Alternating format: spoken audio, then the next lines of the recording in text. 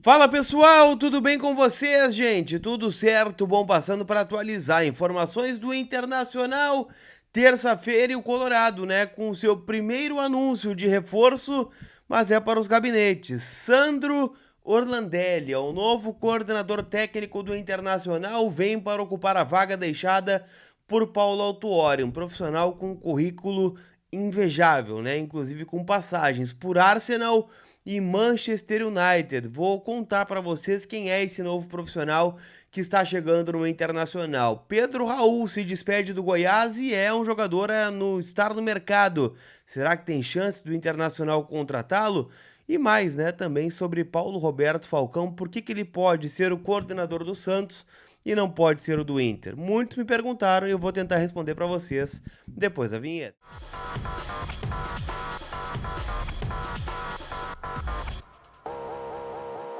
Tudo bem, gente? Vamos trocar uma ideia então. Afinal, o Internacional tem um novo reforço, né? Um reforço para os bastidores do Internacional. E eu quero falar muito sobre esta contratação. Afinal, foi uma peça-chave na mudança na engrenagem do Inter na temporada de 2022. Claro, as coisas mudam, o perfil é diferente. Naquele momento, o Inter trouxe o Paulo Autuori, que já tinha sido técnico do Inter na década de 90, conhecia o ambiente, né, de Porto Alegre, da imprensa, né, do torcedor colorado no geral, e tinha também, né, a convivência com o Mano Menezes, né, onde tiveram alguns momentos juntos lá na década de 90, começo dos anos 2000, então eles tinham uma relação muito boa. O Paulo Autuori, ele exercia no Internacional o cargo de diretor técnico. E aqui prestem atenção nessa nomenclatura, porque ela vai fazer diferença ali na frente.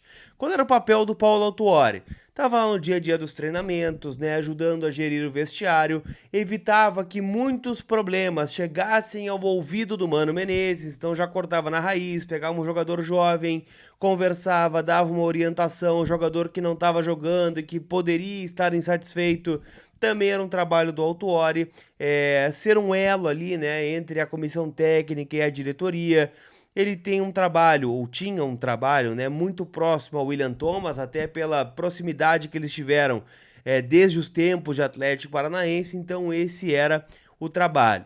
Quando o Paulo Autuori saiu, ele chegou a colocar, né, um texto de despedida para o torcedor do Internacional, falando, né, que a saída dele não teria um grande impacto porque os processos já estavam feitos, já estavam colocados e que o profissional que viesse, né, teria uma vida um pouco mais facilitada. E é bom dizer também, tá? O Inter tem uma estrutura hoje no departamento de futebol que acaba sendo um facilitador. Tem um técnico experiente, né, um técnico que já foi de seleção brasileira, campeão no Corinthians, passou pelo Flamengo, passou pelo Grêmio, né? Então ele tem um know-how muito grande que é o Mano Menezes, que muitas coisas não precisa de um coordenador técnico, como precisaria, por exemplo, um técnico como Miguel Ángel Ramírez, que não tem uma experiência em clube grande, nunca tinha vindo treinar no Brasil, como foi o Medina, talvez o Cudê lá atrás também teve esse problema, mas enfim, hoje a realidade é bem diferente. Mas como essa estrutura do departamento do futebol acabou dando certo com uma figura de um coordenador técnico ou um diretor técnico, o Inter realocou esta pasta e contratou, né, nesta segunda-feira, Sandro Orlandelli, profissional que estava no Red Bull Bragantino para ser coordenador técnico, ou seja, ele está em nível de igualdade com o William Thomas, que é o diretor executivo do Internacional, diferente do Autuori, que estava um passo acima, né, na hierarquia do clube. Quem é Sandro Orlandelli, gente? Profissional de 53 anos, paulista, formado em educação física e possui diversas especializações na área do esporte, né? Saúde, finanças, tem a licença UEFA também. Então, um cara muito renomado. Eu fui atrás de algumas referências do Sandro Orlandelli, eu confesso que conhecia muito pouco desse profissional e as referências foram as melhores possíveis, em especial no cargo de olheiro. Para quem não sabe, gente, ele começou a carreira como técnico nas categorias de base do São Paulo em 1998 e depois no Corinthians em 2001. Ele teve esse sucesso e logo foi puxado pelo futebol europeu para ser o scout do Arsenal em 2001. E aí ele revelou e teve participação, né, na formação de atletas como o Van Persie, como também o Adebayor, o Fábregas, então nomes importantes do futebol mundial, né? Passando pelo Arsenal, ele veio para o Atlético Paranaense 10 anos depois para ser um diretor de futebol, ocupou o cargo de diretor técnico no Santos, foi para a CBF e em 2016 foi contratado pelo Manchester United. E aí passou para o Red Bull Bragantino, onde estava desde 2020.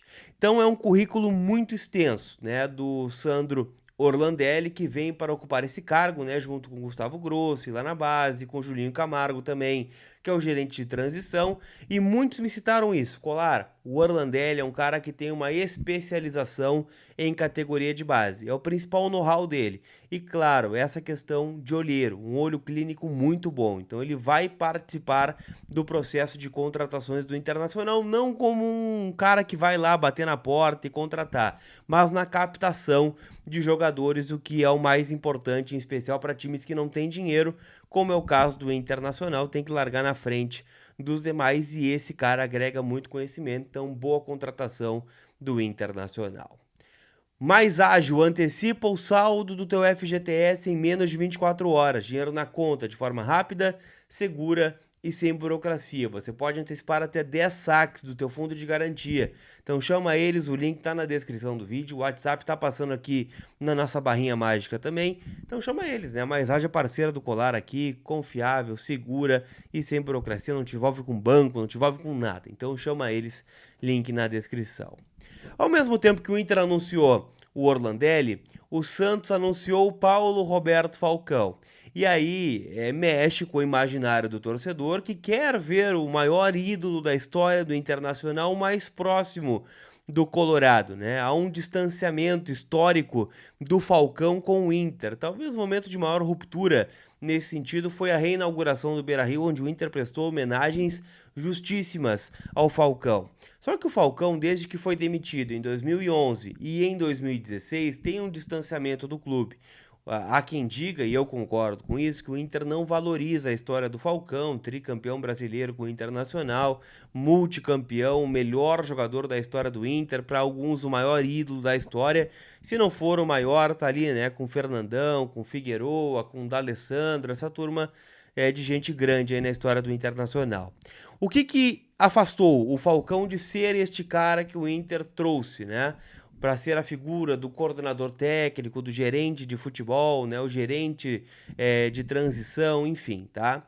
O Santos, ao anunciar o Paulo Roberto Falcão, colocou em nota nas suas redes sociais que o presidente Andrés Rueda precisou demover o Falcão da ideia de ser técnico de futebol.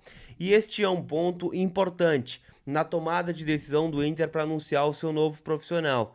Porque tem que ser um cara que não tenha pretensões para não dar um problema lá na frente quando o Mano passar por uma má fase, passar por um período de instabilidade, quem é o seu parceiro ou o seu chefe tomar o seu lugar.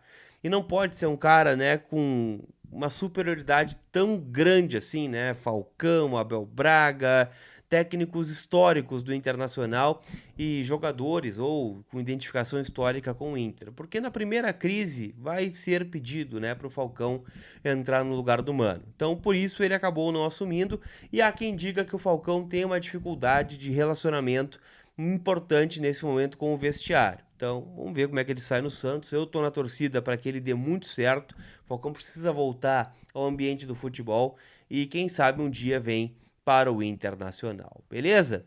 Pra gente fechar, eu queria falar do Pedro Raul, atacante do Goiás, que se despediu do Esmeraldino, está no mercado. Pedro Raul, havia uma possibilidade, né, do Goiás adquirir este jogador, em definitivo acabou não acontecendo, né? O Pedro Raul pertence ao Kashiwa Reysol do Japão e que custa 3 a 4 milhões de dólares, mais ou menos, né, o valor que o Inter tá pagando aí pelo Wanderson. Então, assim, é um nome, o Inter está tentando alguns centroavantes no mercado, alguns nomes já surgiram, outros estão sendo tratados na surdina, né, pela diretoria do clube, mas o fato é que o Inter está de olho aí, né, no Pedro Raul, se especula Cruzeiro, Vasco, Botafogo de novo, o Inter tem condições de brigar com essa turma. Então, quem sabe, né, o Pedro Raul não para ainda no Internacional, ele de fato agora está no mercado de transferências. Beleza? Não esquece, faz o teu cadastro, kto.com, usa o cupom COLAR para garantir 20% de free bet, NBA rolando, futebol internacional, preparação para a Copa do Mundo, então tá tudo muito bacana em kto.com, te registra lá para dar aquela brincada, combinado? Aquele abraço, gente, tamo junto, fiquem bem, tchau!